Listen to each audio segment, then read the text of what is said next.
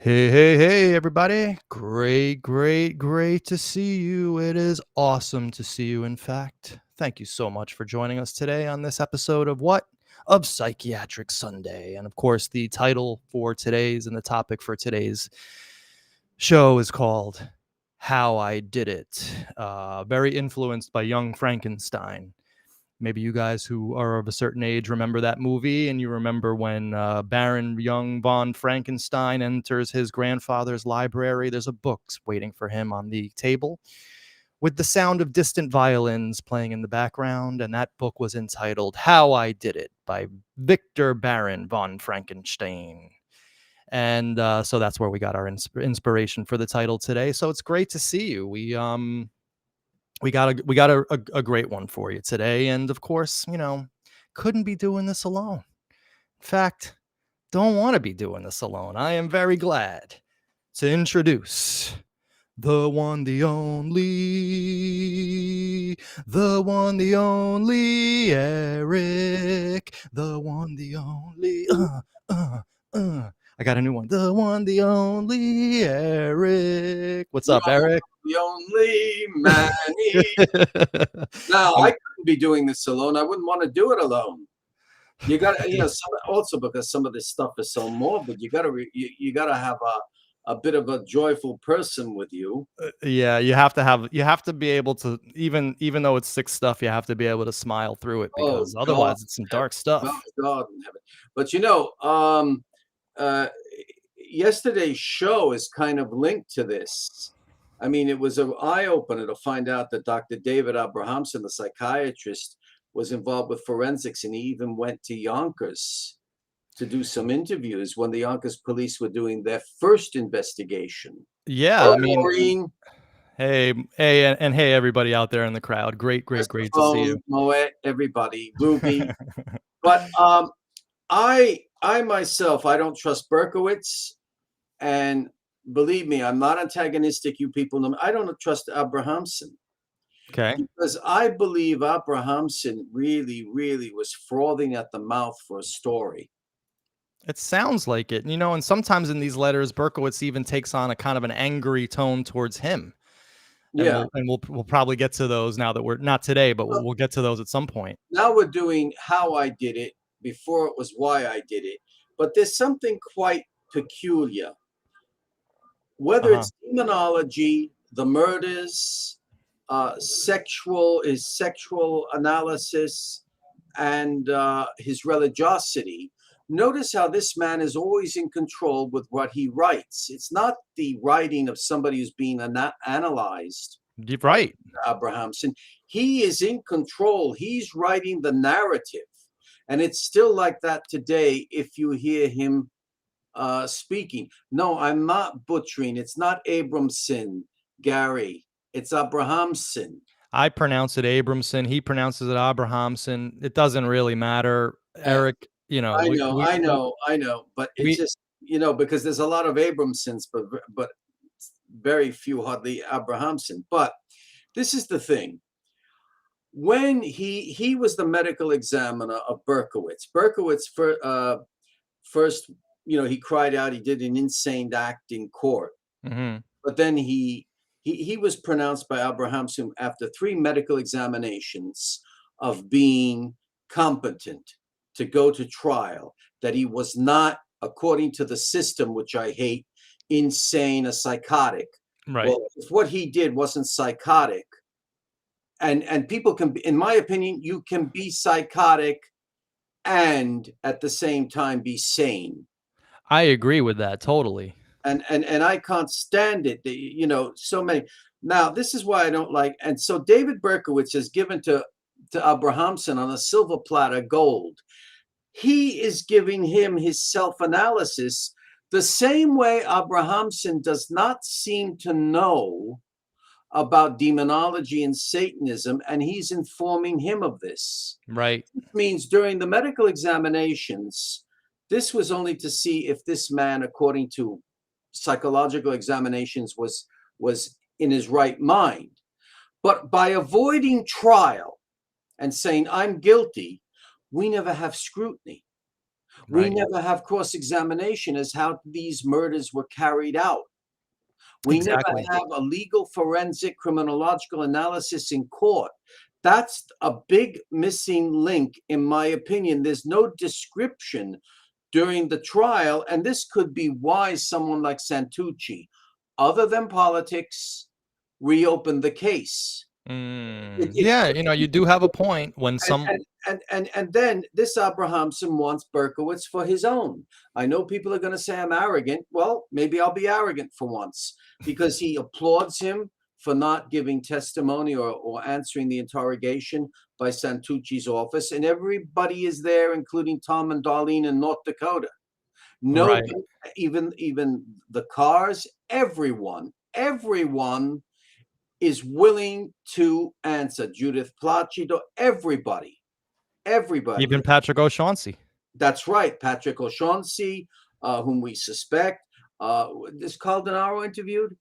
No. No. Carl is not on those tapes, but his Yeah. girlfriend was at the time, Rosemary Keenan. Okay. Rosemary Keenan. So I'm suspicious because you see, this guy writes a book that Nixon, because of Watergate and whatever, was mentally ill. But Berkowitz isn't mentally ill, and yet he's had Berkowitz with him. That's true, It's and insane.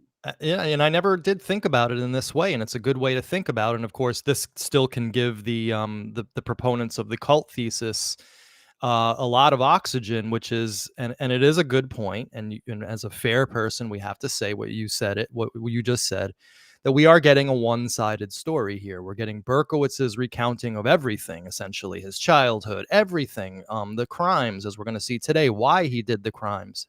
And yeah, there's no real analysis in any of these letters, and there's certainly no conclusions being drawn by Abramson or Abrahamsen. And as And you proceed, and if you want to say Abramson, say it. I'm I'm not gonna say Abramson. It's just easier. okay. You say tomato, I say tomato. But the Right. thing is this: as you proceed, there's one area that I'm going to pick up on, which will really make you query Hmm. Abrahamson. It's really going to make you query this. It's something. It's one line I picked up. In today's letters.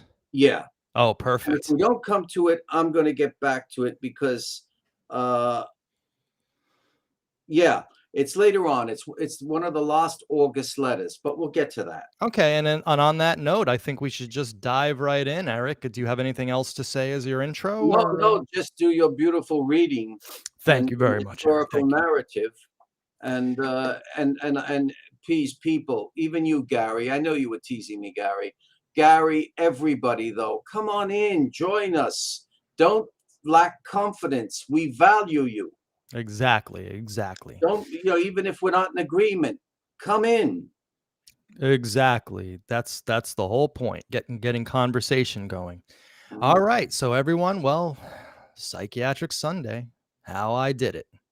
So today what we're going to be dealing with is well, the portions of the psychiatric letters file where Berkowitz lays out, well, you guys can tell how much detail he gives. I'll leave that judgment up to you. But in my opinion, well, I'm not even going to say my opinion, but he lays out exactly how he did the crimes, his preparation before, after, what he did after, and so on and so forth. And well, we already did why I did it. And of course, Eric, let's just recap that for the audience for a second. Of course, why he did it. He lays out the reasons why, essentially shitty life, to put it to paraphrase, to put it into a nutshell. Lack of female accompaniment and attention, and coupled with these noises that he These noises and the way there's an equivocation. The of way he demons. explains it, he says the whole demonography and Satanism was a hoax. But then when you hear him speak about the dogs, Right. He goes uh, back into his whole air demons from hell and all this the stuff. dogs are speaking to him. Exactly. Yeah. It's too bad we can't get somebody to read these letters, and a true trained forensic psychiatrist, and to give their opinion, because you're right. Abramson never did give his opinion on any of this stuff. All right, or maybe it's in his book that I Well, I haven't did paid. do an hour and a half with Ronald Morton Chase, and he said, "You read. I want to be objective. Right. I don't want to prejudice this, but you know, I just want to say one thing. If people go back to the first Berkowitz letter we have, March 20th, it really begins with the February 28th letter that he gives to Abrahamsen to show that he's saying, I've told McGraw Jr. this is a hoax. And now I'm going to explain to you why it's a hoax. Exactly. How All I right. did it. How I did it. All right, so we're just going to get into it, and I've given what I've done is, again, for sequencing and for narrative purposes, I've taken these letters out of date sequence just because that's the way it works out best to tell this story. But we have the dates for you guys. We have only edited some of the letters to excerpt out the relevant portions. I have added no words. I have taken away no words other than to cull out the relevant portions of the letters, and some letters we will be reading in full. So this is an excerpt from 8179, which basically lays out, the beginnings of all this. I think it's good to read this first before we get into the exact details of all the crimes. It's actually the mind, the mindset behind it. Exactly. The topography, the This geography. is. Sorry, Eric. I cut you off. I apologize. No, you didn't. This is his mind before action takes place. Before action takes place. It's the linchpin. This is the linchpin. You are seeing this guy's mind here. I had no plans for the attack, so to speak. However, I did have a general idea of where I'd be going in search of victims. So I familiarized myself with the streets and possible escape routes from those general areas. Also, I managed to learn all the streets by repeated trips into the area. I just want to say, I have been positing this for for over a year now, that the escape route, that the shootings were planned. It's not rocket science. I'm not the first person to say it, but that the shootings were planned with military precision. Escape routes, streets, everything was done according to being close to a highway. And also, this also confirms my theory that Berkowitz was known to roam. He says right here, I managed to learn all the streets by repeated trips into the area. I mean that there were nights in which I traveled all through a certain area, but it turned unproductive. Naturally, I got to know the streets by this method too. So, Eric, spot on, because that's exactly what I felt. It's like a military maneuver. They send in, let's say, the intelligence agents in an area of a country or wherever to sound it out. They come back with the report, and they know how to attack. Exactly. Military tactics up the wazoo. It's so clear. You don't need a cult to do this. In fact, it's much better that a person does this alone, so there's no chance of anybody squealing. Towards the end of my spree, I developed a keen perception of police tactics. I began to figure out just where and when a cop car would pass or where a stakeout car would be parked. Now, I just want to say as an aside, Eric, he got a parking ticket at his last shooting, so I'm not so sure he was all that hot at this. But maybe he already knew a lot about police tactics from having been with the auxiliary police. Correct. He already had familiarity with scanners. He had already driven all around New York City with his friends in the police auxiliary and fire buffs. So yeah, I mean, this guy was like prepared to do this. I really got good at this. Expert. Okay, that's interesting. In many of the residential neighborhoods, especially Queens and the Bronx, the police cars would develop patterns as to when they would patrol through a certain area. These were all low crime sectors in which violent crime is also non-existent, and the police are not in demand to answer calls constantly, such as the South Bronx. After a while, I was able to spot an unmarked car regardless of its disguise. Some were taxis, some were beat up old rattle traps, but they were also police cars just the same, and I made them. Unmarked police vans were also a frequent sight. I had developed a mental warning and caution device in my mind, and it worked. He may have already had foreknowledge of how to identify an unmarked police car. I was with a law enforcement intelligence agent, a friend of mine. It looked like a normal car, and he said, that's a cop car. Nobody, 99.9% would never know. I don't know how they recognize it. There must be one little symbol. Now, he had to have foreknowledge, perhaps, of this. or if our sneaky suspicion, our very slight suspicion that Patrick O'Shaughnessy might have been involved is true, well, very easy for O'Shaughnessy to say, hey, NYPD's using this as a this, that as that, this is that. And So O'Shaughnessy, of course, goes into the army.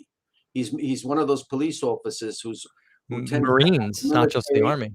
Yeah, the Marine who has a military edge to him. Exactly. So I see people talking about the Peachtree Disco in the chat. Everybody out there, just know that Wednesday night's going to be epic. We got DJ Tony Amato, the DJ from the Peachtree himself, coming in, who spoke to Berkowitz personally many times, whose father was Berkowitz's USPS manager at the post office, and who also maybe, just maybe, has a Donna Lauria story to tell us as well. So that's on Wednesday. All right, so this is a great letter to start with, Eric. It's a frightening one. This is very frightening because he's like somebody who cases someone's house. These people find out when you're going on vacation and they know when to hit. Exactly. It's very frightening who these thieving magpies are around us. It could make you paranoid if you were blind to that. That's true.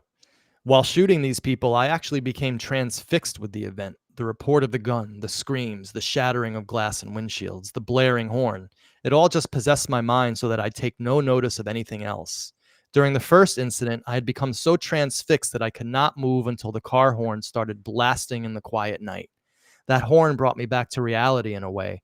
I got back to my senses and realized what I had done and just took off running to my car. I don't mean that I did. Go ahead. Here we go back to what we discovered the first time. He can't stand high noise that's very loud, obscene, not normal. But notice here, once again, controlling the narrative.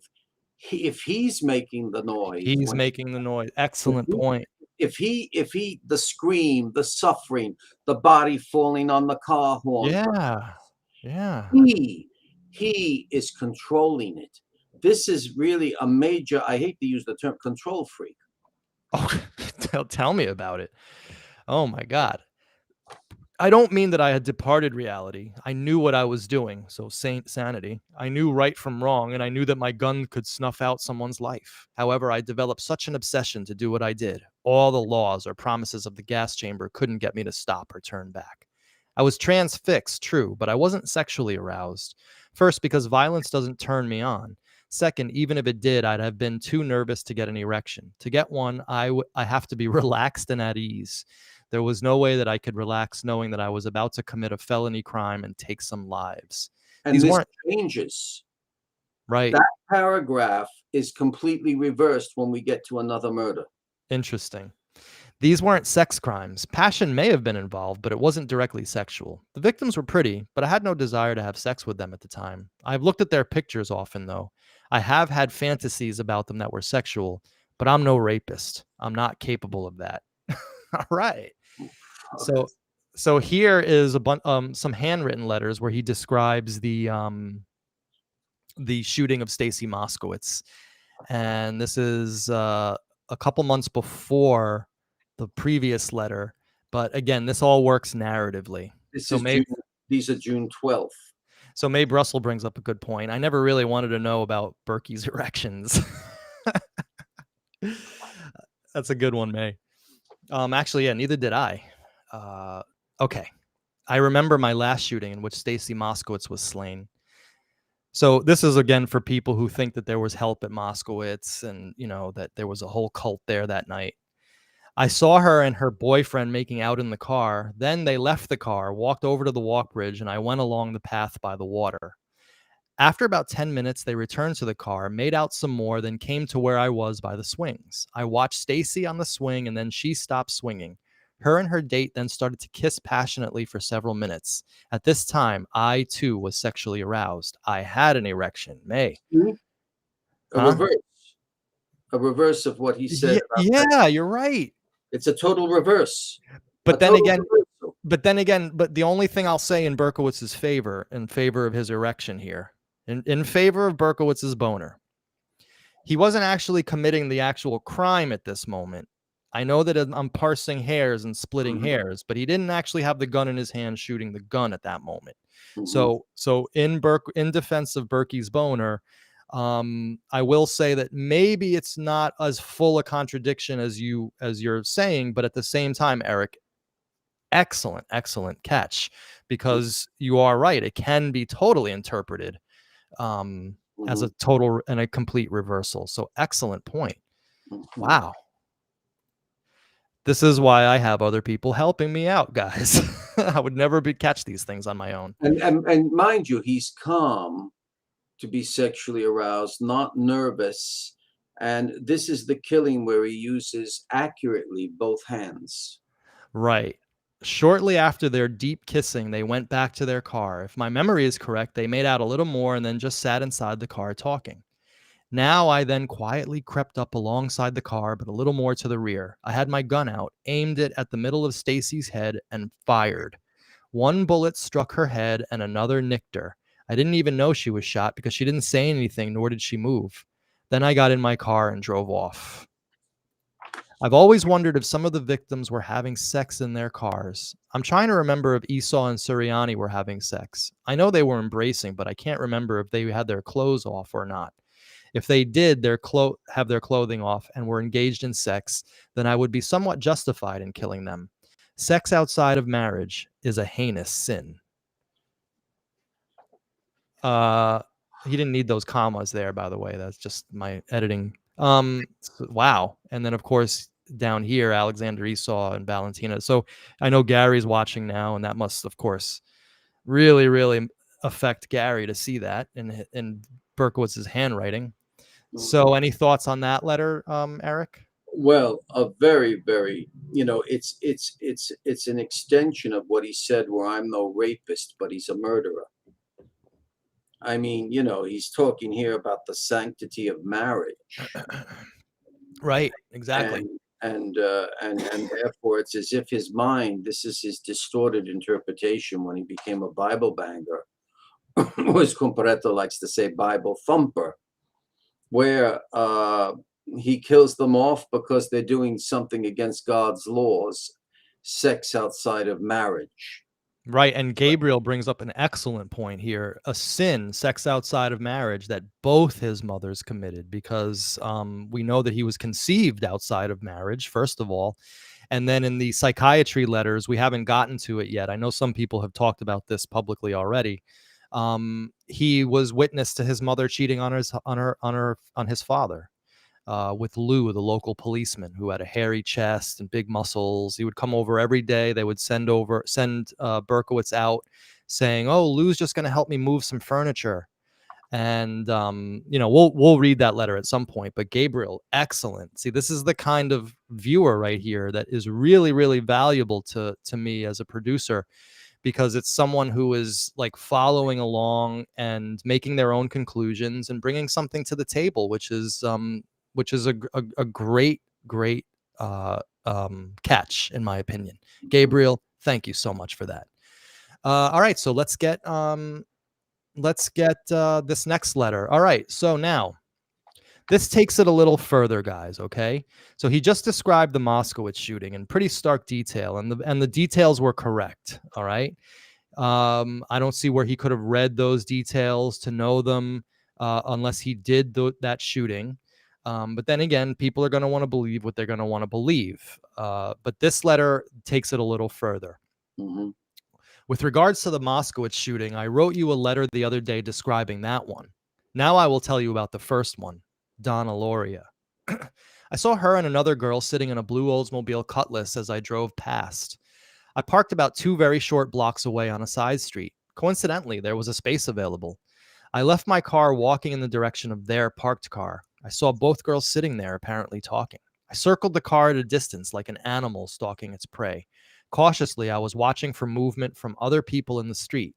However, there was none. Then, from behind and on the sidewalk, I approached the car, took my revolver out of a paper bag, and stopped parallel to their vehicle. I faced Donna, aimed my gun in the general direction, and fired all 5 rounds very rapidly. I saw the glass breaking into small slivers. The horn started sounding loudly, and then I ran full speed in the direction of my car. I stopped running within 50 feet of the car. Then I started walking briskly to it. I got in and then drove off. I aroused no attention. I didn't know I had killed her until I read the Post the following afternoon. The shooting took place at 1 a.m. I went straight home and went to bed. I got up early the next day to go to work at the cab company. I was at work promptly at 6:45 a.m. That day, I made out better than usual in both tips and fares. I made it to my point to go to work so I wouldn't arouse any suspicion. But who would have suspected me anyway? I didn't know the victims. I will give you complete details of other shootings in another letter. So we're going to read those other letters. So before we get there, any thoughts on this one, Eric? Well, this must be a letter, an excerpt of a letter from May. It begins on page 2. Correct. This is from Yeah, 5/28/79, everybody. yeah, I excerpted this out, and you see the yeah. date here in the top. This is from, but it was alluded to the June 4th letter, one of the few we have of David Abrahamsen writing to him. Now, notice here I have to give credit. Nobody is all bad or to Abrahamsen, because everybody is comfortable, unaware of what's going to take place, right? And Mhm. Abrahamsen writes in 1, 2, 3, 4, fifth paragraph, you have written me that you never felt comfortable in people's presence. Are you sure that was always the case? Were there never times when you may have felt comfortable with someone, and were you always so self-conscious that you couldn't feel comfortable? Mhm. You see this angst of people having a decent, relaxed relationship, and he has to shatter it. Right, right, and exactly, he's shattering it when people are at their most comfortable. With discomfort, you see. Good, yeah, good point. So he's at home sitting, he wants to be comfortable, and who is it? Glossman's dog? Somebody has who's this fellow who has a dog? Car. And also, but there's somebody who had a dog who lived near him. It wasn't Craig Glossman, no. No, Craig Uh, Glassman just played his television too loudly. yeah, he played the television too loud. Somebody else had the dogs, and therefore he was made uncomfortable. But he will discomfort people Right. homicidally if they're comfortable and relaxed. There is this thing about, once again, he has to be in control. Yeah, the control aspect of this guy is out of control. Mm, All right, so let's get to the next excerpt. This is an excerpt from 11/18/79. It's a little hard to read, okay? mm, But this again is another one where he's talking about the precision of it, and then he gets into minor details of each one, okay? All of the shootings were between several minutes to an hour. Yes, the first was 20 minutes. This time was spent stalking and watching. I walked around the block several times. I checked out alleyways. I looked up the windows to all the apartment buildings to see if anyone was looking out, but I was secretly hoping that they'd drive away. It just dawned on me that if he hadn't found that convenient parking space that night, Donna Loria might still be alive. mm, Because it sounded like to hear that he was kind of like hoping it wouldn't happen, even though he was compelled to make it happen. mhm. Second one, Dinaro and Keenan, Flushing, Queens, about 10 minutes. I could have waited longer, but I was anxious. I wanted to get it over with and then head home. Now, Third what does one, that say to people who are saying that Dinaro and Keenan weren't shot by him or others with him? What does that say? He's saying right here he he's did. saying he did it. And of course, as I was reading that, I was thinking about how bad Carl Dinaro got trolled, not only by Maury Terry into thinking that Berkowitz didn't shoot him, but then the guy goes up to meet Berkowitz and sits there with his shooter for 3 hours and wants to find out who shot him, and he's sitting with the guy who shot him, and then it was sad and pathetic all around, in my opinion. Eric, I know you don't have to answer that. That's just my own personal opinion. No, it is sad and pathetic. It's tragic. Even though he didn't die, you live with that shock for the rest of your life. I know. No, I agree Victim with you, Manny. victimized and used as a human shield. I mean, it's really, really sad. And then Mhm, not even defended by his own Facebook group when he's being attacked publicly with ridiculous conspiracies stuff right now. So anyway, I was the only person to come out publicly and defend this guy. Um, all right. Third one, Demasi and Lomino, Floral Park, Queens. Within 5 minutes, I saw them on the porch. I drove my car around the corner and parked it. I then got out, walked directly to the porch, up the street, and fired. Fourth, Freund and Deal, Forest Hills. I saw them get into the car and I walked up the street. I walked several hundred feet, turned around, and headed back to the car they were seated in with the engine running. I aimed and fired. This took about 5 minutes. So again, he knew that there was details of the crimes, that the engine was running. That to me is pretty indicative of guilt. All right, let's get to the second portion of this letter. Again, all of the dates are here for you guys to go look for them yourself. If Ruby's in the chat, I don't know. I didn't see if Ruby was here, but my apologies, Ruby, if you're here. But if you aren't here, whatever, if you're here, please put the link to these things up so people can. In case people want to know, this from August 1st onward, it's the second it's the second folder of the right. letters. Ruby, thank you so much. It's awesome to see you, the all-powerful Ruby, the great Ruby. So Ruby, if you can just put up the link to these letters for the people in the audience. So fifth shooting, Moskowitz in Forest Hills. And of course, we just went through the Mr. Barlow tape. And again, my opinion on Barlow is where it counts, where it matters, he was accurate. I don't care about the 250 feet headlock thing and shooting into the mouth and all that. Where it matters, he counts. He got it right. He got the guy said something to him and that he was wearing that hat. Okay. All right. So I was walking around for a long time, just walking and thinking. That coincides with the police reports, the 500 pages of police reports. Ruby, thank you so much. Everybody, this is the link if you want to go find these. Okay. So he was walking around for a long time, just walking and thinking. I spotted this girl walking up the street. I raised my gun and shot her once. This took only seconds. But during that evening, I had passed dozens of potential victims. Also, Eric, I might add, dozens of witnesses too, who saw him that night.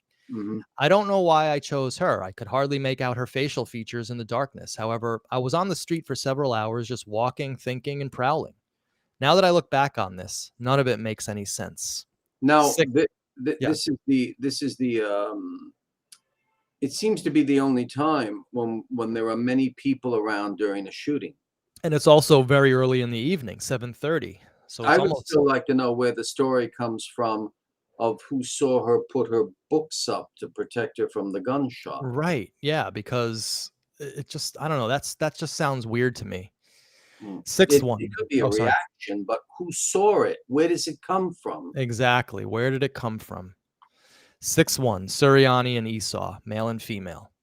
I wonder why he puts that there as opposed to Dinaro and Keenan, and why didn't he put female and female for Lumino Damasi?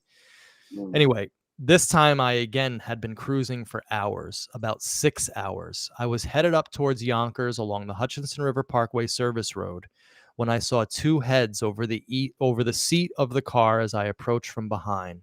I then drove my car around the corner and parked. I walked towards the car, dropped a note at the scene, then opened fire. Valentina Suriani and Alexander Esau died. Well, that's exactly why I think he puts male and female. Is Alexander the first male to die? Yes, Alexander was the first male to die. Yeah, so maybe he does that, right? He killed a man also now. Right, exactly. 7th, Placido and Lupo, Bayside, Queens. Again, I had been walking and staking out this area for hours. Okay, again, my theory is correct. This guy was military precisioning it. I saw them and just finally decided that I must do it and get it over with. Believe it or not, I had no real desire to keep at this, yet I did. Both were wounded. 8th, Moskowitz, Violante, Brooklyn. You know this one. Besides, I'm tired. Let me add that I will not describe this again. I will not give you any further detailed accounts of my crimes. All right, that's strange. He seems to get very angry for some reason at the end of this. He's perfectly fine describing, and then all of a sudden here at 8, he gets kind of like short and pissed off. Yeah, he doesn't want to describe it again. There's something about it psychologically also. Maybe because this is where he had this weird sexual arousal, this Bacchic right to kill during a sexual Right. stimulated. He did say he got an erection Yeah, and aroused. it's ugh, Yeah, it's rather crazy stuff. emotional. And why do you think though he only wounds Placido and Lupo if it is him who shoots her? Um, that's a great question. I don't know the answer. It's not Gary. Who was it that? I actually think it was sheer luck, honestly, because he did shoot uh, Placido in the head and in the neck with a Mhm, 44 caliber bullet at close range. mhm, So the fact that she lived is a miracle, in my opinion. mhm. So she just was very, very lucky, and one person Lupo died survived. or lived? The guy, huh? Lupo. They both lived. They But, both lived. That's right. but let's say that Placido had died and Lupo lived. That would have been totally normal, right? Like you had Dinar you had males surviving. You had John Deal, you had well, he thought that Carl was a female, so that leaves Rosemary as the male. She lived. She wasn't hit. So it wouldn't have been unprecedented for there to be a survivor, obviously, but I believe that Placido was extremely lucky to be alive today because of the Mhm. weird bullet deflections. Gabrielle just said. Gabrielle's great today. She's on a roll. Luck of the draw, exactly. All right, so this next letter that we're going to read is from August 13th, 1979. Okay, you could see here up to the date. Now, not all of this is relevant to us. We start here at the bottom. Now I will tell you something about the other shootings, with the exception of the first one, which I covered at length in an earlier letter. The second job was Dinaro Keenan. One. I don't understand why he wrote one. Both of them were sitting in a red Volkswagen and making out. This was my second murder attempt with my 44. I had approached from the rear of the car, walked up to the passenger side window, and opened fire. I was more frightened than they were. Only one bullet struck the young man, and he wasn't really the intended target. I had fired with one hand and wildly. Boy, did I mess up. I was really nervous. Eric, I have to say something before you say something. Mhm. What we just read here is massive pouring cold water over, I hate to say it, but over Carl Dinaro's thesis that a woman shot him. Okay. Carl is convinced that a woman shot him, one, because Maury Terry told him a woman shot him, and Carl is going to defend Maury Terry down to his last breath, I think. And he never said before Maury Terry that a woman had shot him. No, he didn't have any opinion of it until he got around to Maury. Now, but the second part of what I'm about to say is more important.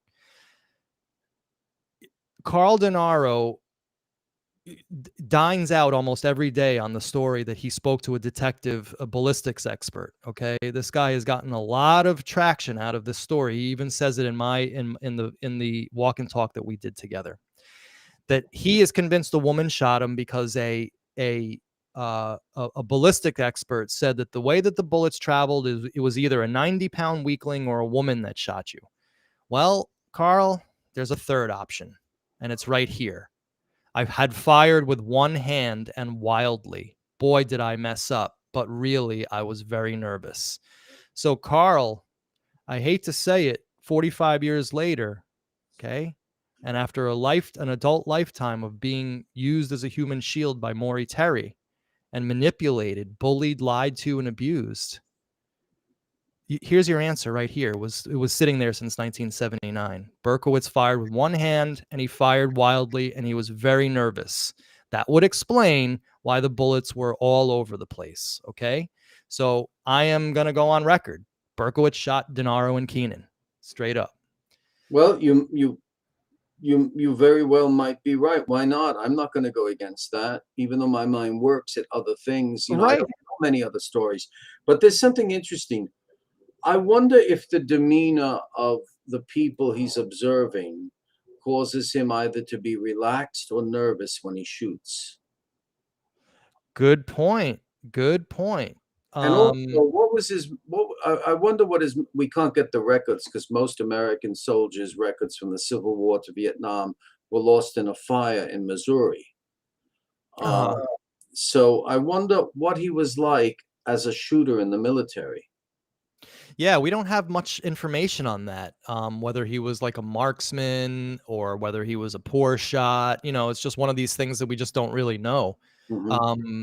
But and if you take his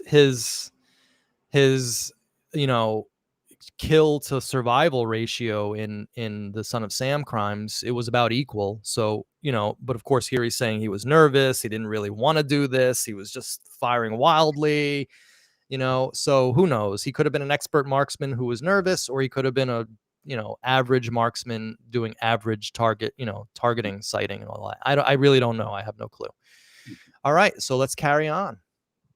After the shooting, I ran to my car and drove off quietly to a white castle on Northern Boulevard. There isn't much more to say other that hasn't been already said in court transcripts and during my talks with the doctors and during my confession at the time of the capture. The third shooting was Lomino Damasi incident. This happened in November of 76. I saw the two girls on the porch of one of their homes. I drove by my car around the corner, parked carefully, and then went to the location. Again, I was nervous and I fired my gun with one hand. I shot wildly and poorly. However, this time I was able to read the full story in the headlines of the New York Post the following day. Naturally, I was disappointed that for all my trouble and risk, no deaths resulted. Interesting. Mm.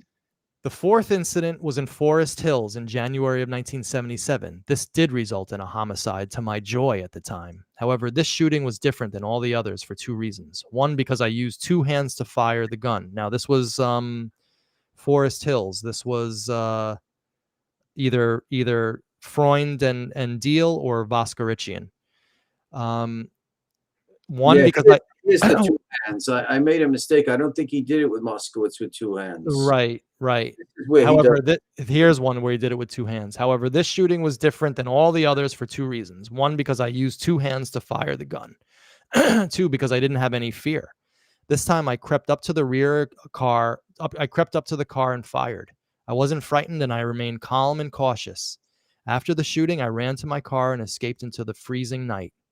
The next day, I heard about her death and the police theory that this recent shooting was connected to several others in the Bronx and Queens. That's interesting. Right. Lastly, I cannot explain my change, a loss of fear, except for the fact that I was growing more cold-blooded daily as my thoughts centered on murder, and because my determination was increasing, my frustrations were building. I would like to know, what is the relationship that they thought to the killings in the Bronx and Queens? Killings are taking place all the time in New York. Well, it was that's easy to answer. Lovers lanes, young teenagers, white teenagers in cars, random Shot dead in the shootings. Bronx and Queens at that time.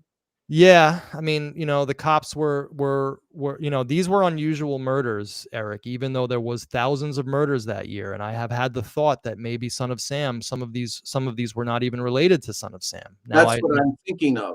Right That's what I'm now, thinking of, because if these were Lover Lane killings, possibly in the Bronx and Queens, and he has been doing that type of killing at times, not all the mhm. time. I would just like to know why specifically they spoke of those killings at the time of this fourth incident. I think what we need to do is just find those articles, and I think our answers will be found. So if someone out there has the time and the energy, find any articles that describe the Deal killing in relation to connecting it to the Bronx, the And other shootings. but it could also be one other thing. Right. It's all in New York City, the city of New York. It could be that they were already preparing, because of the politics involved, to want to blame one person or the one group or the one person in this case for all the killings that were going on. It's possible, but again, we're seeing this guy admit to every one of them with stark Yeah. detail. Well, he doesn't admit to the Bronx and Queens, though. No. Several others in the Bronx and Queens. He means the three previous incidents: the Lomino Damasi, the Gloria, and the Dinaro shooting, Queens and Brooklyn. I'm just reading the That's way what he means.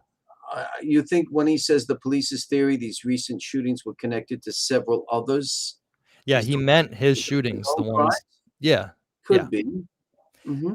Um, yeah, I personally believe 100,000% that that's what he means there. Hmm. All right, so let's carry on with this letter. Um, yeah, Hypatia brings up a point. He didn't run from any of these. He talks about how in one of the and we'll get into this in a future show, how after the Moskowitz shooting, he didn't get home until like 10 in the morning because he just stayed out all night, like not trying to evade capture or run away. He just went to like local places, hung out for a little while, aroused no suspicion. So this guy had planned this stuff much more than this, than it was just some random sex crimes like that just blew out of his own frustration.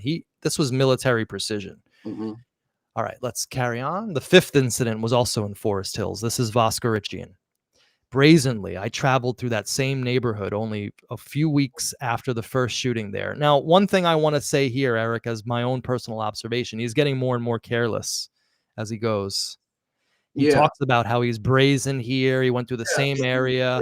It, it, He's getting he's getting he's getting used to his new way of life.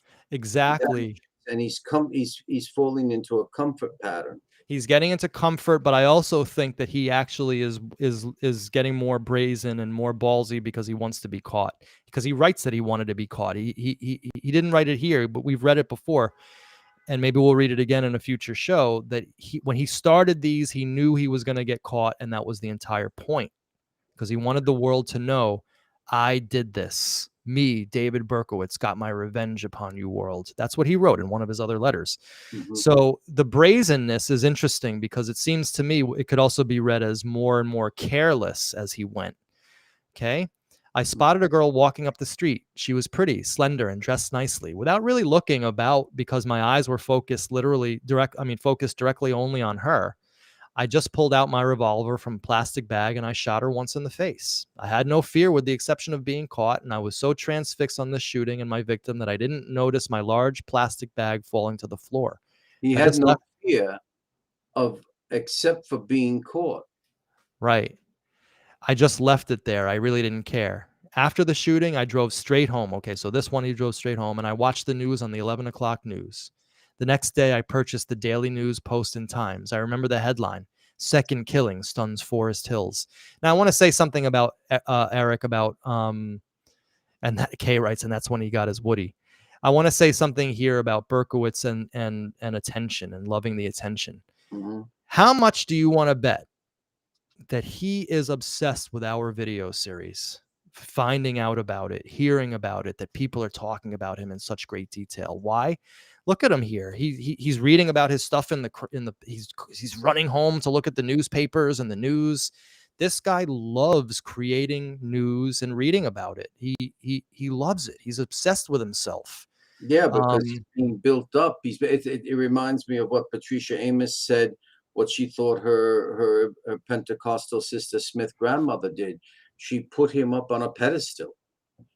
Right. He Right. wants to be worshipped. He wants to be looked at. He wants to be worshipped. Yeah, but the thing is, though, does he have a plan of when he would want to be caught? Is there a time?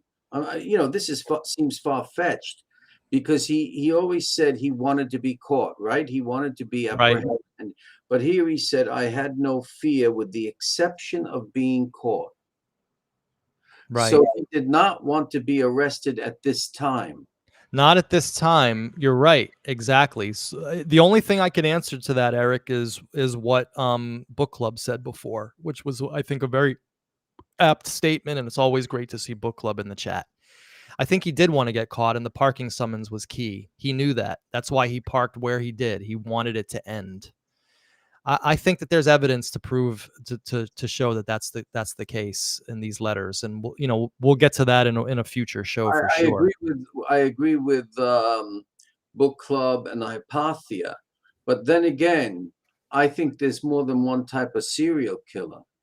Oh, totally. There's a serial killer who doesn't want to be caught, and of course, there's probably methodology to murder. There's probably a lot of those out there, and we'll never know. No, never. So someone wrote, so Gary, yes, no, Berkowitz definitely has a contact telling him about us. Absolutely, I know that for a fact. But didn't you tell Um, me there was a born again Christian in touch with him who said that he doesn't like what we're doing? yeah, because this so-called born again Christian is probably just about as born again as Berkowitz is, and is probably feeding him total lines of BS about us. He's a Terry head, so of course he's gonna, and he hates my guts. So that's so Berkowitz is definitely getting bum information about us for sure. All right, so let's carry on. The sixth incident was in the Bronx. Now, this is Suriani Esau, a double murder of a young couple on the service road of the Hutchinson River Parkway. It was my best job. So now, job, right? That word job was in the Son of Sam letters, everyone. You will Yeah. see me at my next job. So anybody who's still on this trip that John Carr wrote the Son of Sam letters, y'all can kiss my ass at this point. Because it resulted in 2 deaths. Plus, I left my first carefully concocted note on the scene. My shooting pattern improved greatly due to my fearlessness, which slowly developed, and my two-handed shooting method. 4 shots were fired, 3 hits the victims out of 4 fired. The man was hit twice in the head, the girl once in the face. Now I was making the papers nearly every day. The chase was on, and the public was watching out for me. The 7th shooting was in Bayside, Queens. 2 were wounded, and I was angry. I don't see how that girl lived. Eric, see what I'm saying? This is Placido Lupo. I don't Yeah. see how that girl lived. Again, I had no fear. I was alert and cautious. I ran to my car as to quickly escape, and I cunningly traveled up 35th Avenue and not on the main road, Northern Boulevard. The shooting was close to my sister's house. The Now, final go ahead. okay. No, finish the last paragraph. The The- final incident happened in southern Brooklyn. I shot to death Stacy Moskowitz. The routine was the same. Oh, well, here we go. Book club, everybody, check this out. However, this time I consciously set myself up. You know the end result. I was captured. There isn't anything more to add. My goal in all these murders and attempted murders was only to kill my victims as quickly and as painlessly as possible. I didn't want to wound them. Aiming for the head was the surest way. So here we have it right here. Mhm. In his own words, he set up the parking ticket on purpose to get caught, which So is how therefore, he knew the police were coming. so it could be possible that he had a logistical plan of when he wanted to be caught. And he did not want to be caught when he said, my only fear was the exception of being caught at that 5th incident. He had a Exactly. plan. He had a plan. But I want to ask this now. The 7th shooting, is that the one we discussed with Patrick with Yonkers Detective Lieutenant Gary Hanley?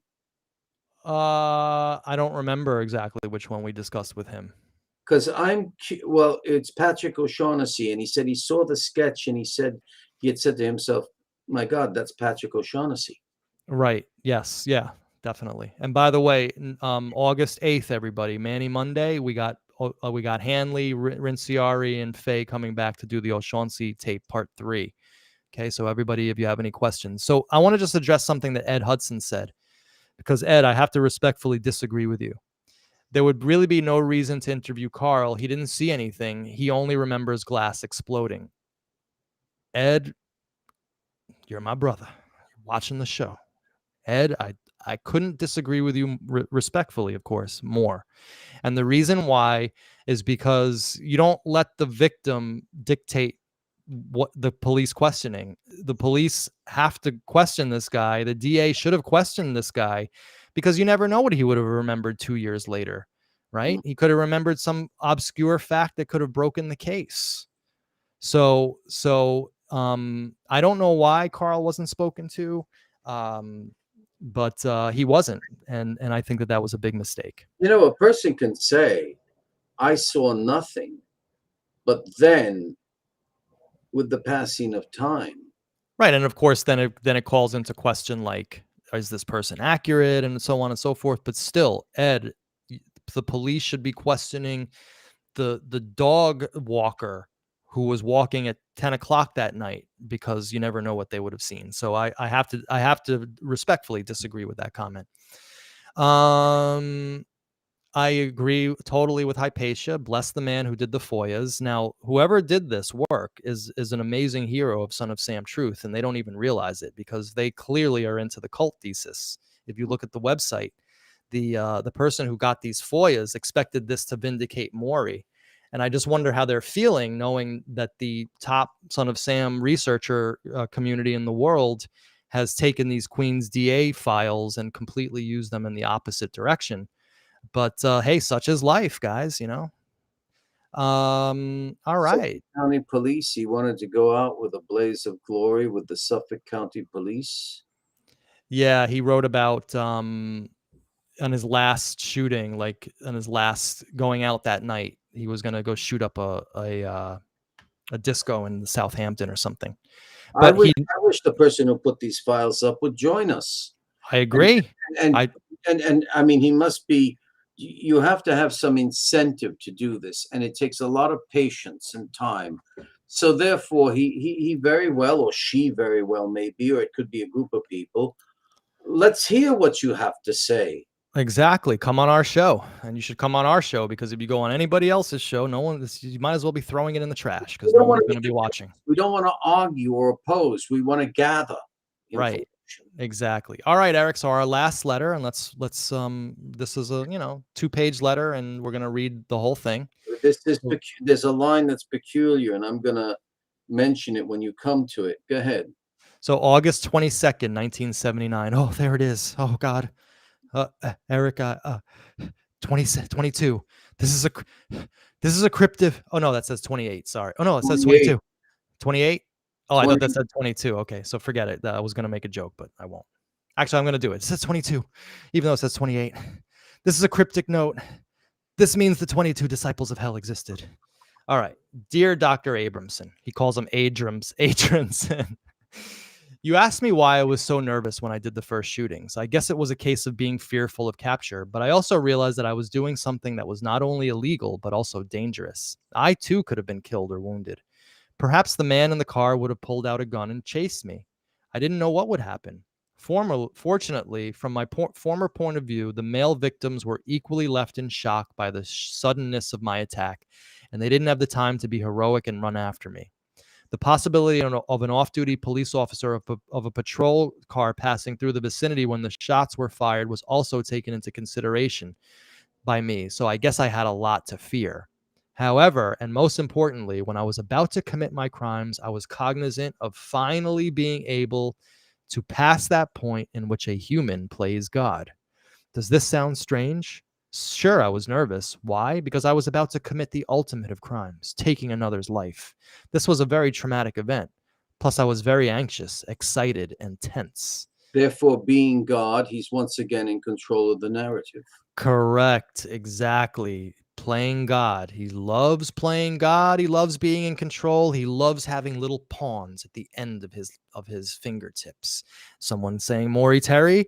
Anybody? Do I hear the name Maury Terry as one of these pawns? Okay. But you know Why did what's I? curious, though? He joined Terry. In other words, Terry wasn't given information by Berkowitz, to my knowledge, for his book. Berkowitz. I mean, Terry made it all up, and Berkowitz Berkowitz confirmed it. adhered to it. Right. Right. Exactly. And I just wonder the genesis again. I think the most interesting story to come out of all of this at the end of the day is going to be what was the trigger that made Berkowitz go from Abrahamsen and fairly sane and fairly cognizant of his own motivations to then going in 1 year to starting with Maury Terry and starting on this whole trip of a cult. What happened? What was that trigger? Why did that change occur? Maybe it has to do, Eric, with the relation between him and Abrahamsen failing. I mean, we don't know, but maybe those two We got don't into it. know. We don't have all of the psychiatric correspondence, and what we do know is that whatever takes place, that sometimes things take place that he doesn't initiate, but he has to give himself the credit for it taking place. Right. That weird letter when his throat is cut, and he writes to Abrahamsen, "I willed it." Right, I willed it, and it was the best thing that ever happened to me, and I was putting out the energy to make this happen. Right. Yeah, very strange person here. So Gabriel, once again, excellent, excellent comment. How could anyone believe that he wasn't intellectually able to write the Son of Sam letters? Well, Gabriel, I'll tell you in 2 words. Maury Terry. That's why no one could believe he wasn't intellectually able to write these letters, because we didn't have this information at our disposal, and we only had this story filtered through the bullier, the liar, the manipulator, and the abuser, Maury Terry.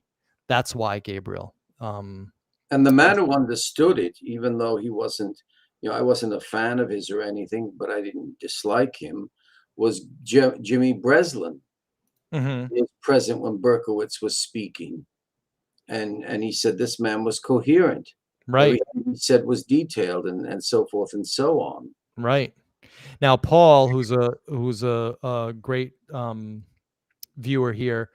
So he might have answered this question. So Berkowitz said he felt burned by Abrahamsen in the McGraw-Hill book deal. It's in the 1999 interview with Maury Terry. All right, so Paul, do me a favor. Find me that excerpt and link it to me on Twitter so I can put it out there, okay? That'd be great. This is a great show today, Eric. We're really interacting with It is. the crowd. That's great. A lot of people coming in, intelligent. Yeah, I'm feeling good about this. How many? We got 72 people watching, which is a good, decent number for a Sunday morning in the Mhm. middle of summer when everybody's on vacation. All right, let's carry on. Why did I shoot with one hand and when I missed? Why was I frustrated, you ask?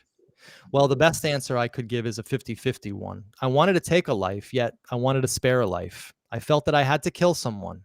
I wanted to, and I didn't want to. Here's key paragraph, everybody. I spent hundreds of dollars fixing my car up, putting it in perfect working order for this event or events. I spent a great deal of money in gas and oil. I purchased other guns before my 44 caliber revolver, a shotgun and a 45 caliber rifle. Already cost me at least almost $500. Plus, I bought ammo and cleaning materials. Lastly, I spent a great many hours driving in search of victims. No, I knew that I was going to commit the crimes that I set out to do. I did not become subconsciously deluded, hence mental illness. Rather, I am very much aware of the fact that I really deluded myself. I did this on purpose. I had taken many quiet and peaceful walks along Orchard Beach in the Bronx and also Ferry Point Park. I was determined and in full agreement with myself that I must slay a woman for revenge purposes and to get back on them for all the suffering, mental suffering they caused me. Of course, you would disagree extensively with my immoral view. I don't blame you, because I too realized that this was a poor excuse for all I've done. However, at the time, I sincerely believed that I was justified. I believed that I had every moral right to slay a chosen victim. As gross and perverted as this sounds, it was my belief. I psyched myself up to believing this, but perhaps I didn't succeed in finally convincing my inner self, my deep conscience. Regardless of how I went about my justification for my crimes, it suited me then. I guess that shooting with one hand, which I did unconsciously, was a result of my inner conscience speaking to me, and that I secretly wished that I had missed. But outwardly, I was angry when I did, because I went to so much trouble to succeed and I took huge risks. I think that Carl Dinaro really should read this paragraph here, Mhm. in my opinion, and just come to a conclusion that Berkowitz did this, and Carl is extremely lucky that Berkowitz had this opinion of himself throughout Carl's shooting, because if he had had two hands on the gun for Carl, right now Carl wouldn't be here with us today, guaranteed. So that's, I think, is what Carl, in my opinion, should be dealing with in his mind, rather than trying to defend the bullier, the The- liar, the manipulator, and the abuser, Maury Terry. Sorry, Eric. no, sorry. But he deliberately sought out his victims. Isn't there a phrase there that he says that? He deliberately sought, Where? Hold on, I got to read that in context. driving in search of victims. Right, but I it was just random victims. He was just driving all around trying to find Yeah, people. Yeah, that's what he meant by that. Mm. All right. So during the fourth shooting, when I first used two hands, I guess at this time that I had further succeeded in justifying my crimes to myself and that I was more determined than ever. At this point, I imagine I didn't care much anymore, for I finally convinced myself that it was good to do it, necessary to do it, and that the public wanted me to do it. The latter part, I believe until this day. Oh, that's very, very, very strange, Eric. And also kind of in a way, I actually believe he's right there. And I'll talk about that in a second. So give me a second here. I gotta unpack Do this. it now. He said the public wanted me to do it, and the latter part I believe to this day. That is extremely interesting to me because it speaks, of course, to the media frenzy that was created. And you got to wonder whether there were people who were rooting for this guy and enjoying this whole I thing out believe it. there. You know what it's similar to? Do you know that they once came up with a statistic of people who went to racing car races who really would wait for a crash Right. to make the race mean something to them? Right. And there are, of course, people who are still watching very unscrupulous podcasters to this day. It's almost who know that they're being lied to, but it's like you're watching a car crash. You can't pull your eyes away. People So going to ice hockey, which I've never had a liking for, and getting a high. They can't wait for the big fight. right, exactly. So maybe that's kind of what he meant when he was like disgusted at the public and disgusted at the way that the media portrayed his crimes. Maybe the way what he was saying in his mind was it caused the public to root for me, and this turned into this big sick event. Extremely interesting insight. And also I think a very, very sane and intelligent insight by Mr. Berkowitz. I believe that many were rooting for me. Now I want to point out something right here, guys. And I'm going to do a show on this, but I want you to see this very much because Gabriel before talked about that he wrote the Son of Sam letters. Go to the Breslin letter at the end of the Breslin letter and look at and he put in a very similar thing to this. He puts a little triangle pointing up and then a word up here. Okay. That is in all of these and in most of these psychiatric letters, he does that. And he does that in the Son of Sam letters. It's another one of his That's reveals, also his because of an tells. error. Right. Anytime he makes an error, he puts in a very characteristic little triangle and the word up top. And that's in the Son of Sam letter. In fact, I think it's important. Eric, give your thoughts on that real quick while I try to find that, please. As to why he does that? Well, no, it's just to your thoughts so far. I just want to try to find this letter just to prove my point to the audience. Well, so far, what we really have, why we call it psychiatric, is that this is actually, it makes us want to have more of a police science analysis of the murders. Right here, we're dealing with his mind, the Right. psychiatric part of his mind, but we would really like to have more of the police analysis. Well, we have maybe we'll do a start a new series called Forensic Files or something. I know that's already been taken, but something like that. Forensic Fridays or something like that. Something Anyway, like here's the part of the letter where I'm talking about. Again, totally Berkowitz's handwriting. You can see that now, having seen his handwriting. Look right there. There's that. Yeah, There's that exact same thing as we saw it. that little like pyramid. Yeah, the little pyramid with that. It's all over the psychiatric letters. All right, let me get back the psych letters here. Window. There we go. Slide. Share. And then we see that down here. Okay. And if you look at these psychiatric letters, again, guys, they're all over the place. These little tells. So this was the point in which the papers begin to pick up vibes and information that something big was happening out in the street. Real big. In the fifth incident, I suppose you are right in saying that I didn't want to get caught here. To sum up, that's where I question something. How does Abrahamsen deduce that Berkowitz didn't want to get caught in the fifth incident? Why does he choose that? Now, we do know that Berkowitz says August 13th that he had the exception of, I had no fear with the exception of being caught. But here it appears as if it's Abrahamsen making the analysis. You're right. I suppose you are right in saying that I didn't want to get caught here. Why is he choosing that? Or is he just saying you're quite correct? No, What's I wrong? think I think what he's doing, Eric, and this speaks to your frustration with this whole affair. I think he's referring to a letter that we don't have the ability to see or read. We're only seeing Berkowitz's letters to Abramson. We're not seeing Abramson's letters to That's right. Berkowitz. And Yes. this is So I want to know, why does Abrahamsen say in the fifth incident, Berkowitz would have written, "You're right to say that in all these incidents I didn't want to be caught," but Abrahamsen supposedly told him, "In this fifth incident, though, you did not want to get caught." right. And someone out there refresh me in the chat. Which one was the fifth incident? Again, my Uh, focus has been I have it right here. so Was much on also in Yonkers that I Forest get Hills. Brazenly, I traveled through the same neighborhood. so Only Voskerichian. Oscarishian. Um, I don't know. I don't know. Again, unless we have Abramson's letter, we'll never know. All right, to sum all this up for you, I did want to get caught. Then again, I didn't. I felt guilty, yet I felt I had to do this. All in all, what's done cannot be undone. I hope this letter answers your recent questions. This is in reference to your August 23rd letter. So, Eric, right there, a letter that we can't ever see. Mm-hmm.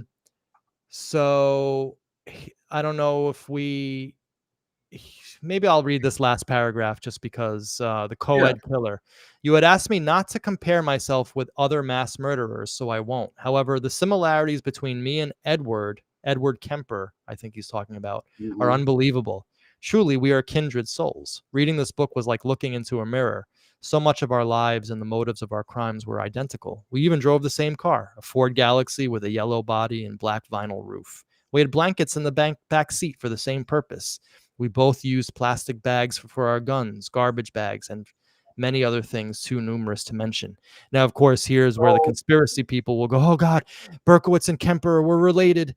They were Kemper was the connected. guy who was almost 7 feet tall, right? Yeah. Oh God, he decapitated his mother's head and put it Boom. up on a. Jeez. It's weird. You don't. I said I don't even want to watch this. You Yeah, know. And he it's sits in jail. And I remember in the 80s they had a show on violence, and he said, "I just want to have this therapy so I can be normal like everyone else." Give the guy the chair. Do these I know. people in. I know. Agree. Um, but it's funny because Berkowitz talks about his innocent face and his smile and how he loves his face because it keeps people from thinking he's a monster. And you know what? That's true. Even to this day, I still look at Berkowitz and I see this guy and I'm like, what a schlub, right? What a poor, loser I don't think of him as the psychotic killer that he actually was. He still uses his face to this day to get over on people. And I think that that's basically going to be my last word, Eric. So, excellent show today. Do you have any, sort of final thoughts that you want to share with the audience? Well, my final thoughts is that I'm still perplexed about the relationship of Abrahamsen and Berkowitz, and I still question about Abrahamsen's part in the investigation. He's more interested in Berkowitz's mind, perhaps for his book, and not really in maybe solving the crime completely by applauding him for not being interviewed by Santucci's people. I can't get that out of my head. Right. I just cannot do that. And I don't think it had anything to do with somebody had said maybe the fear that he would return to the devil story or things like that. I just cannot remove that. That is really, really a monkey wrench in the investigative machinery. I agree, and I think that we need to address these issues on a very very near upcoming show, perhaps as early as next week, where we start to look at the shadows of the cult thesis that were starting to come in about 1980 with Harry Lipsig And boy, Harry Lipsig interviewed. An excerpt of it is in The Ultimate Evil, and Maury Terry, of course, uses the excerpt to prove that John Carr and David Berkowitz knew each other. I would like to see the entire transcript of the Harry Lipsig interview of David Berkowitz, because I have a sneaky suspicion that Maury Terry selectively edited parts of that out as well. But I don't know because I have not seen it. So Who? Lipsig interviewed? Lipsig interviewed Berkowitz in the presence of Maury Terry, by the way. Maury Terry lied, deceived, and pretended that he was a stenographer or Lipsig's assistant or something. And he sat in on the interview with Harry Lipsig. I believe it was in Attica. Not sure, but excerpts are printed in The Ultimate Evil, and they're used as the initial proof of Maury Terry's thesis. And we know how that goes with Maury. We need to find that entire interview and really pick it apart. Very poor on Terry's part, because if you are upfront and honest with people, you can most likely get an interview. Exactly. But if you play around, a good interviewer or something doesn't do that. Just does not do that. I agree. And well, we're getting very close, Eric. I know that it seems like we've been analyzing Maury Terry, and we've been criticizing this guy and looking into his work, but out there in the audience, you ain't seen nothing yet. I'm starting the Trudy Zeke files, and we are going to seriously analyze Maury Terry's audio tape and all his work that's in the Queens DA stuff, because there's some things in there that are absolutely and utterly ridiculous. Craig Glassman, Maury Terry, huh? We can't avoid Maury Terry. This of course case would have been just in no man's land without his book and everything that it stirred up. Exactly, but it's interesting how we're all coming full circle back to the original, of course, the original sort of official theory, which is that Berkowitz acted alone. Now, we don't believe he acted on the orders of a talking dog. We all know that was BS, but yes, I am coming back to the official story. I mean, it's funny. I'm reading comments. People are like, Manny is completely has completely lost the plot. Manny's completely out. All I'm doing is reading evidence, I'm just reading stuff to you that exists in the real world. I mean, and coming to conclusions based on it. Right. What they don't realize is that by you going back to the original story, you're keeping yourself actually pure, where perhaps the original story will no longer be the position you hold 2 months from now. It's possible, but the only people who I have right now in this with Berkowitz, and it's only a possibility in my mind, not even proof or anything. The only people I have involved in this are Patrick O'Shaughnessy and Richie Sparazza. And of course, Richie, we already showed yesterday, was completely exonerated by both NYPD and YPD 3 days after the arrest. So we can take Richie out of the equation. O'Shaughnessy and that Gary Hanley interview and the thing with Judy Placido where she pauses pregnantly when they mention O'Shaughnessy's name and she says, "Why are you asking about him?" O'Shaughnessy is the only one right now that's still in the back of my mind I have a question mark about.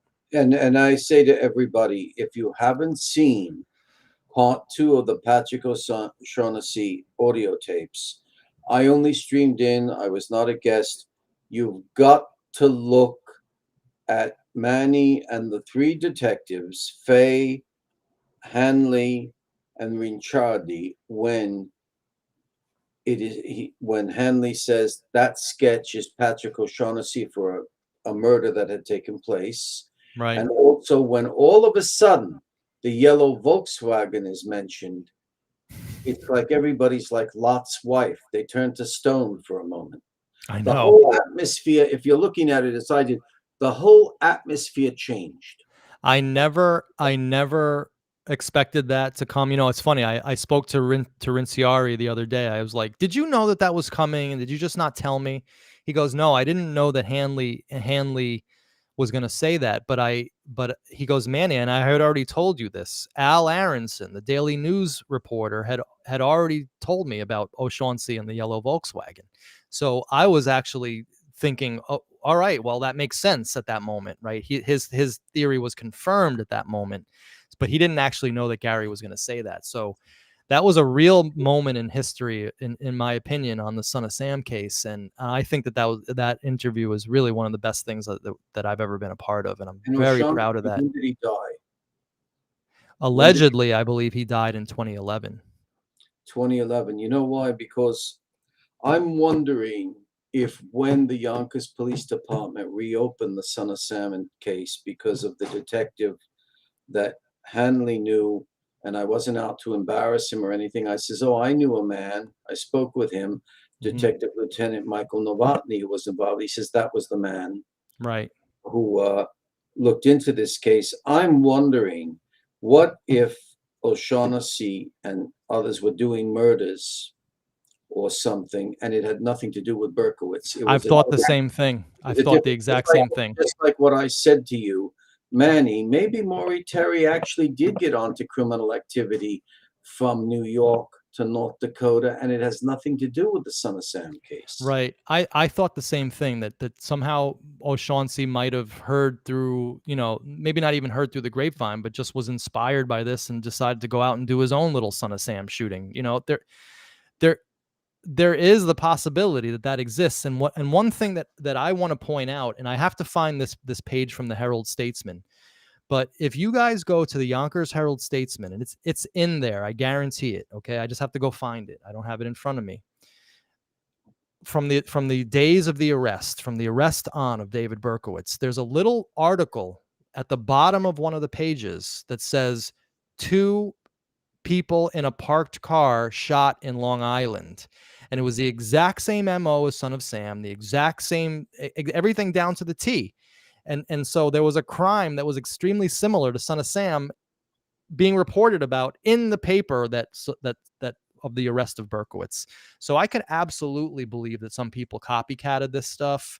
I thought that maybe some people even copycatted the actual Son of Sam crimes, weren't really Berkowitz, but were copycats, or were other people hiding their crimes within the spree.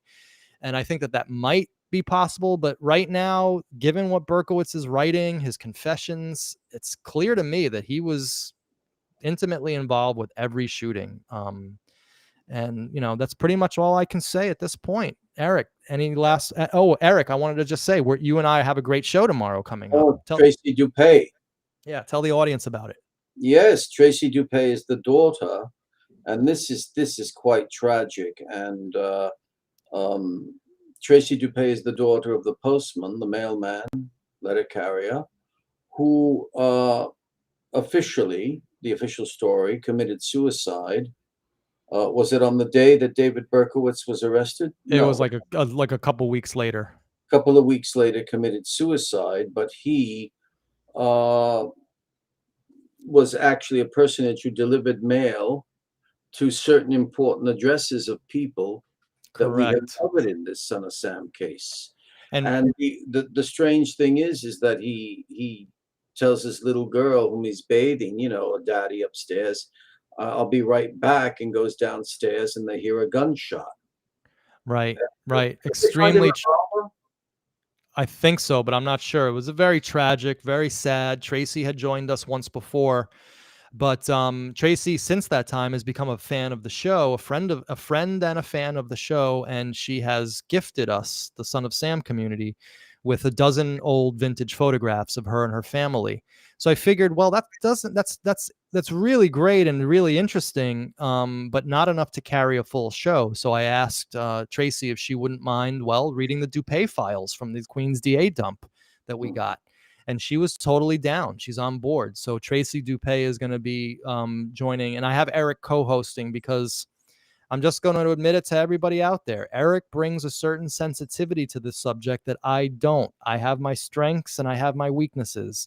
And one of my weaknesses is that I'm just not outwardly as sensitive to this stuff as as Eric is. But you don't see yourself through my eyes. I see the sensitivity in you, and I'm not. Well, I appreciate that, but you have a certain energy that I don't, that I think is going to be fully that I want to fully exploit for the and exploit in a good way. And I want everybody out there to know something about Tracy. What she's doing, either for this case or anybody else, is that she's showing great courage and love, and she's giving encouragement to others and love to others who have been hurt if they have been children and a parent has committed suicide or possibly been murdered. Right. Like we don't even think about that, that there's that whole other issue of Tracy having to deal with a suicide, whether it was related to Son of Sam or not. So it's going to, I think it promises to be a great show, guys. And of course, Wednesday we have DJ Tony Amato from the Peachtree. So this is and of course, next week's Manny Monday is going to be the Patrick O'Shaughnessy tape 3. And my voice is starting to go, Eric. So yeah, mine is too, but I just wanted to say one thing about Tracy. I think she said that at times she thought her dad was murdered on the first show. She did. And let's get into that tomorrow with her. Yeah, we'll get into that tomorrow. And I think that that's what also gives her a bit of an oomph to go forward. Right, exactly. I've got to know the truth. Exactly. This is another great Psychiatric Sunday. I think that this was actually the best one we've done so far. Much, very flowing. It was very, very different. It was different. I think that this one we put question marks on, or at least I did, on Abrahamsen. Exactly. And I think that that's very important to introduce into the affair, because we do, as fair journalists, because we're doing this journalistically, we do need to be fair that, yeah, we're only getting really one side of the story here, and not the professional opinion of Abrahamsen. I think we need to buy that book and see if there's maybe more stuff in that book. If you can afford it. Exactly. That's the problem, if we can afford it. And remember, a defense attorney would have presented, if it had gone differently, his own psychiatrist. Exactly. So he's the prosecution psychiatrist and an establishment psychiatrist. Right, a very establishment psychiatrist. He investigated the case before he ever met Berkowitz. Exactly. So yes, issues abound. And of course, Berkowitz could be lying through his teeth in every one of these letters. And that's why we're just presenting you the information. I'm bringing you conclusions and my opinions. But ultimately, guys, it's really up to you what Terry, I could shake him. If only you and I had been around in the late 80s and to investigate everything, and people were still alive. Right. And listen, a lot of people say, well, Manny, yeah, he just rags on a dead man. Listen, if Maury Terry was alive this day, I'd be demanding that he showed up on my airwaves, and I'd be asking him all these questions live right in front of your face. We could have gone with Hank and Dennis Dillon in a car, and my ass would have been doing walking talks with Maury down the aqueduct, and history would have been very different, believe me. Anyway, guys. All right, Eric, thank you so much. We'll see you on tomorrow night's show. God bless everybody, and thank you for the intelligent comments. All right, Eric. Thank you very much. All right, guys. Well, listen. Excellent show. I always have a great time. We envision this Psychiatric Sunday as just a kind of a fun way to wake up and get your day started on Sunday, or maybe you've been up for a few hours and you're just looking to get out of the house, and but something to do beforehand. And so we're very happy we can do this. We're going to continue Psychiatric Sunday for as long as we have materials, and there are literally hundreds and hundreds of letters that are still we have not even touched upon and looked at. Now, a lot of them have to do with business, so they're not directly related, but we do still have some definitely major topics to bring up in this Psychiatric Sunday, and it's been fantastic. Looking so forward to Manny Monday tomorrow night with Tracy Dupay and Eric, and of course the pop-up Wednesday with DJ Tony Amato, and next Monday's Manny Monday with Gary Hanley, John Rinciari, and Jim Fay. It really is amazing what we're doing here, guys, and what we're continuing to do. We really thank you, and we will see you at the next show. Take care, everybody.